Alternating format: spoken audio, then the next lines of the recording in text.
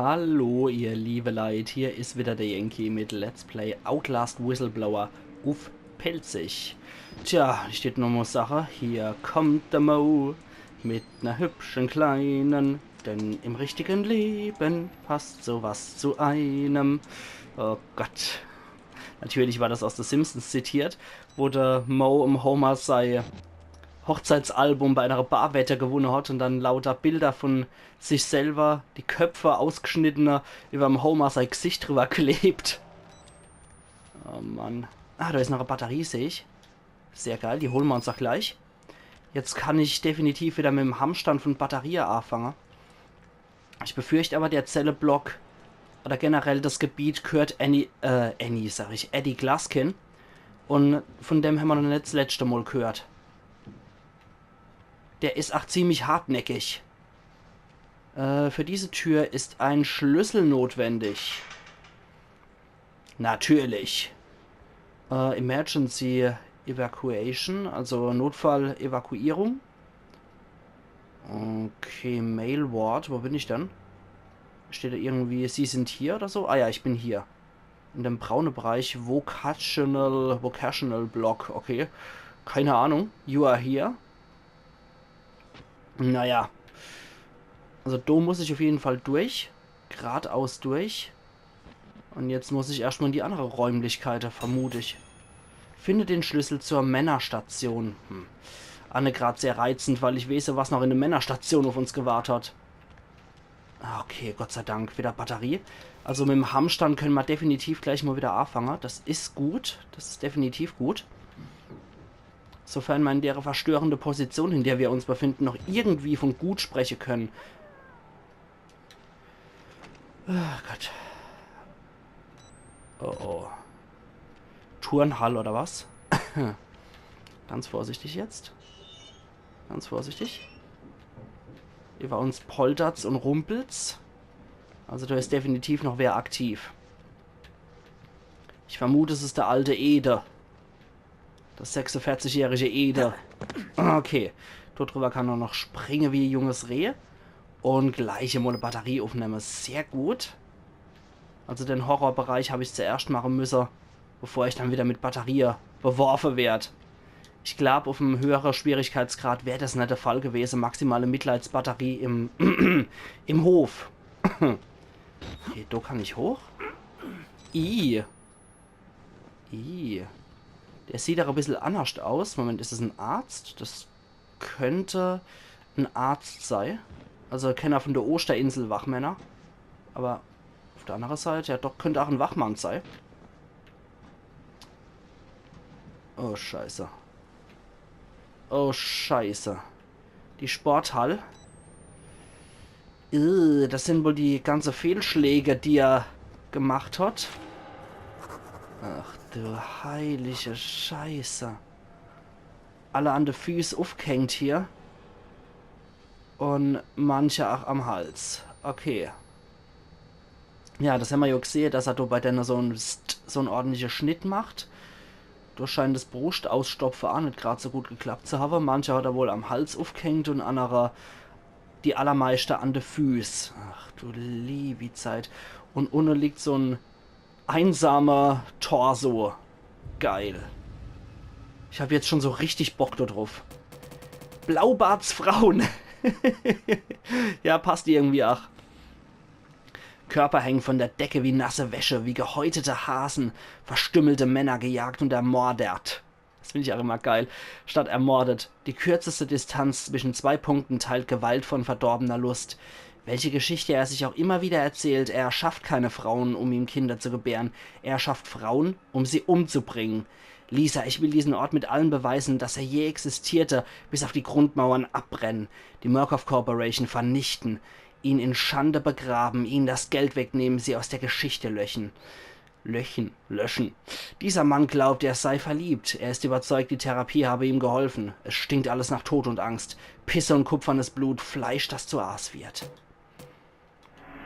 Bin ich wieder sehr froh, dass ich nur 12% Geruchssinn habe und sowas nicht riech. Ich befürchte aber in der geballte Masse hier, geht wohl auch ich das rieche.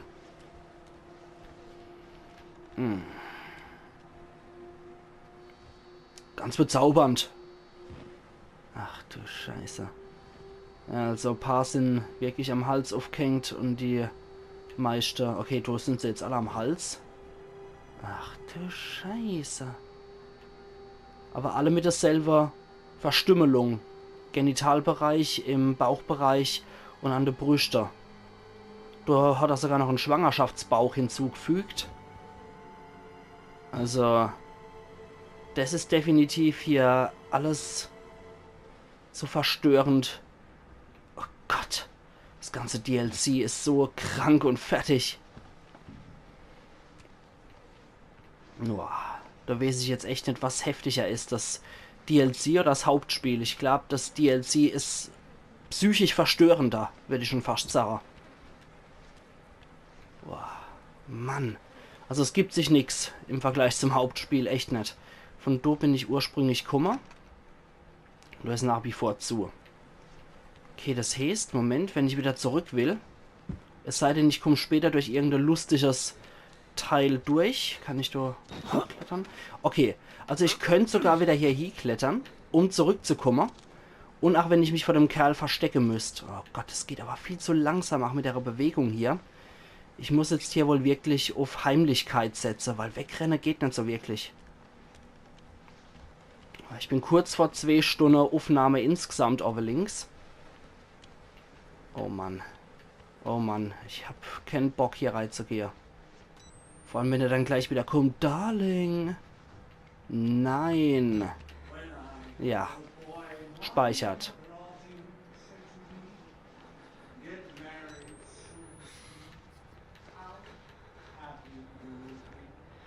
Oh Gott. Gott.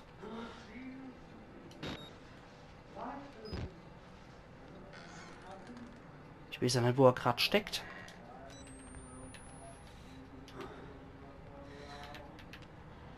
Okay, ich probiere es mal leise. Mich hier umzugucken und zu gucken, ob ich noch eventuell Batterie oder so abstauben könnte.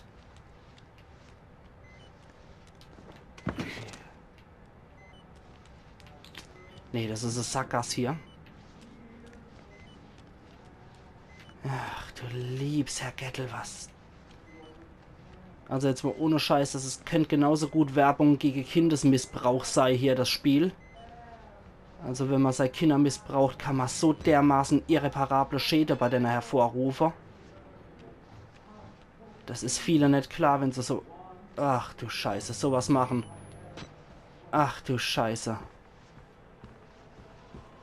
Oh Gott. Ein Parre hat da dran geklebt. Ein Monsterbraut ist hier. Oh Gott, da ist er. Oh Scheiße, jetzt aber nichts wie fort hier, oder? Nichts wie fort. Ach du Scheiße. Schnell, schnell, schnell wieder zurück zur Turnhalt. Oh Gott. Ich weiß nicht, wo lang gerade. Hier bin ich aber nicht richtig, glaube ich. Oh Gott, da ist er. Au. Ich probiere mal die der zuzumachen. Vielleicht hält ihn das ein bisschen auf. Und jetzt nichts wie fort hier. Oh Gott, wo... Ach, da bin ich gerade, okay. Zack, wieder zu. Nichts wie fort. Nichts wie fort. Okay. Jetzt durchhumpler. Und den Schlüssel benutze. Okay. Ja, warum wohl, du Arschloch? Warum wohl? Okay, das läuft doch ganz gut bisher. So weit, so gut. Speichert. Okay, jetzt muss ich nur noch wieder zu dem Bereich Kummer. Und dann nur noch durch das Ding ins Entkummer. Ich hoffe, der bricht jetzt nicht hier durch. Okay, wir haben es gleich gepackt. Schnell. Schnell, schnell, schnell. Ja, sehr gut. Nein! Ah, nee.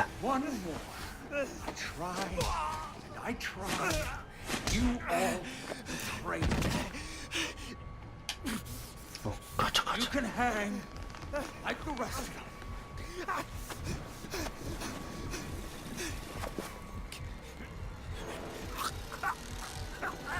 Bin ich in guter Gesellschaft hier.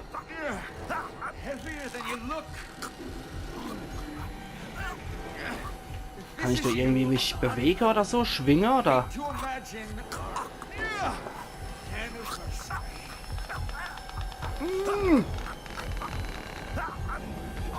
Ah, die Deck bricht. Das war einer zu viel.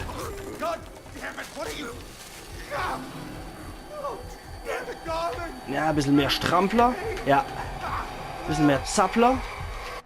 Ach, das ist scheiße. Das war der rechte Stick und nicht der linke. Okay. Okay, kapiert, was mein Fehler war. Ich habe gedacht mit dem linken, weil der linke ja Bewegungsstick ist, bis ich gesehen habe, dass du rechts drauf gestanden hat. Ja. War schon zu spät, da bin ich schon erstickt.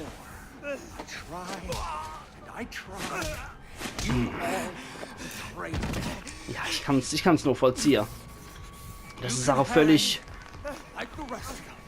adäquat die Reaktion auf Zurückweisung.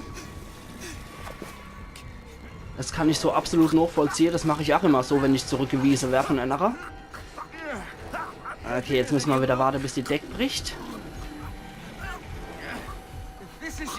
Da hat aber einer gebastelt. Also Mühe, dass ich gebe. Aber ich glaube, das Endegewicht jetzt von mir, das war ein bisschen zu viel für ihn. So, jetzt warten wir wieder, bis es bricht. Und jetzt hat er kurz auf die B. Jetzt wird er wieder hochgezogen. Und jetzt hat. So. Okay. Was ist jetzt passiert?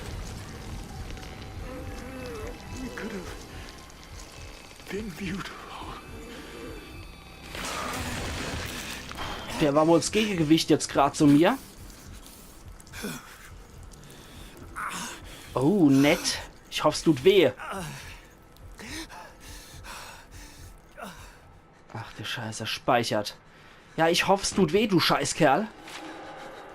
Aber so richtig. Okay, der hat sich doch verheddert. Da aber ist nichts durchgebrochen. Er scheint wohl einfach mich nicht hot tragen zu können. Es ist was durchgebrochen. Runtergefallen, er als Gegengewicht hochgezerrt worden und dann aufgespießt. Ja, ich hoffe, es tut richtig weh. Oh Gott. Notizen. Der Witwer. Er ist tot. Der Amateurchirurg, künftiger Vater, Ehemann. Seine Eingeweide sind zerrissen und aus seinem Bauch gezogen. Ich versuche nicht zu lachen. Oh Gott, Linda, ich schwöre, ich gebe mir Mühe. Oh je. Aber ich steht Sache, nachdem jetzt der peinliche tot ist, können wir genauso gut, ach, bevor wir jetzt dort hier gehen, ach, hier uns nochmal umgucken, dass wir jo alles kriegt hin. Mit dem Kerl ist halt immer ein bisschen schwieriger, vor allem wenn wir nur so am Humpeln sind. Ich jetzt sage, es ist besser, wenn ich mich jetzt nochmal so umgucke, weil in dem Bereich war ich zum Beispiel gar nicht drin. Dort täte ich mich nochmal ganz gern... Ach doch, da war ich schon drin, aber in dem Bereich da hinten nicht mehr. Ich mag mich auf jeden Fall nochmal umgucken, nicht, dass ich irgendwo Batterie oder so verschnarcht habe. Und da könnte ich drauf wetten, dass ich endlich verschnarcht habe. Da ist wieder dieser immens verstörende Hochzeitssaal. Oder die immens verstörende Kirche, die er da noch gebaut hat. Oder noch ein Toter als Braut drapiert. Das Gesicht können wir nicht sehen. Vielleicht ist es ja besser so. Und da hat er der Deputy Director dran gepinnt. Der soll dann wohl der Paare sein. Und er dann dazu als Ehemann. Ach du Scheiße. Okay, verschnarcht haben wir hier anscheinend doch nichts. Dann gehe ich trotzdem nochmal dort rein. Ich will definitiv nichts verpassen hier in dem Gebiet. Gerade weil der Schweinehund uns definitiv noch mindestens 2 Batterien schuld. Der Scheißkerl, der hat meine Kamera geklaut. Hat wahrscheinlich alles auch noch gefilmt, was er da geschafft hat. Ah, da ist schon Annie sehr gut. Wie ich gesagt habe, Annie habe ich mindestens verschnarcht. Ja, das Hege schuld er mir definitiv noch eine Batterie. Also mittlerweile schuld er mir noch Annie. Ich habe ursprünglich 4 gehabt, bevor der scheiß angefangen hat. Okay, da war nix, das weiß ich noch. Da können wir jetzt weiter humpeln zur Männerwache. Oh Gott, nicht, dass der nochmal runterstürzt und trotzdem nochmal irgendwie lebt. Man weiß es ja nie bei solchen Leuten. Das wird ja in dem Buch Misery so großartig geschildert. Man wird malträtiert von solchen Psychos.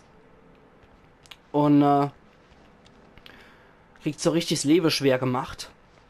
Und wenn sie dann tot sind, dann kann man es nicht klar, weil dann denkt man jedes Mal, die könnten wieder aufstehen, weil sie vorher ja auch ihre Dominanz und ihre Macht gezeigt haben. Und dann hält man die für was Stärkeres, eventuelle Überwesen und so. Das ist in Misery so großartig beschrieben. Male Ward. Okay, du sind mal richtig in der Männerstation. Aber die Männerstation ist im Rick Traeger sein Gebiet. Wir erinnern uns an Outlast. Da war der Rick Traeger, der Richard Trager, der große Overgoscher in der Station, der die Patienten aufschneit. Oh, speichert. Ladebildschirm. Ah, hab das aus der Aare-Winkel gesehen. Da hat's gebrennt in der Ferne. Und ich glaube mich zu erinnern, was da eigentlich brennt. Also, wir sind kurz vor Ende von Outlast Ends, glaube ich. Weil hier brennt die Kirche. Da ist der Verwaltungsblock dann, glaube ich, auch in der Nähe dran. Der muss da sein, der Verwaltungsblock. Und wir erinnern uns, in der Kirche hat es gebrennt, weil der Vater Martin sich hat anzünden lassen. Das wird wohl genau das sein. Eine brennende Kirche. Eine Kapelle brennt in der Ferne. Ich wusste nicht mal, dass wir eine Kirche hatten. Wo ist Gott, wenn man ihn braucht? Ja, häufig woanders. Das stimmt wohl. Scheiße. Ja, Miles Abschoss-Geschichte ist schon so weit, dass Vater Martin tot ist. Das heißt wahrscheinlich auch, dass der Rick Traeger uns keinen Stress mehr machen wird, hier in der Männerstation. Der müsste auch mittlerweile tot sein. Oh, habe ich da eine Taschenlampe gesehen? Oh, und die Kirchenmusik, die theatralisch. Oh, das sind Soldaten, oder?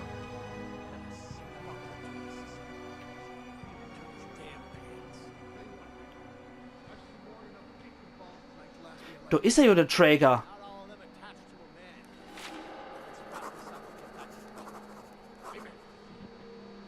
Das ist er, der Traeger. Da liegt er tot rum. Und Soldaten sind auch hier drin, aber die können nichts ausrichten gegen die Wallrider. Das wären die Leute sein, die dann der Wernicke begleitet haben zum Schluss. Und dann Notizen.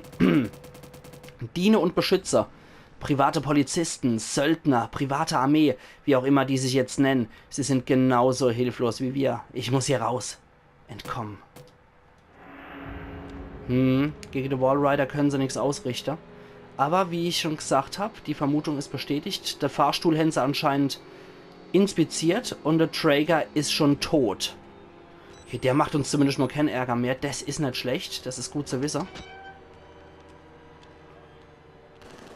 Oh oh. Und die erschießen jeden Patient, glaube ich. Ja. Töte alles, was sich bewegt. Also, dann dürfen wir jetzt auch nicht so nur kommen. Die schlachten jetzt die Insasse ab. Das, was ich schon längst hätte machen wollen. Hätte ich dann nur Pistol gehabt, ein Revolver mit 6 Schuss oder so. Das hätte schon genügt. Habe ich ja auch schon im Hauptspiel gesagt. Okay, da habe ich noch ein Dokument gesehen. Da ist es. Okay, es ist nichts hinter uns. Okay.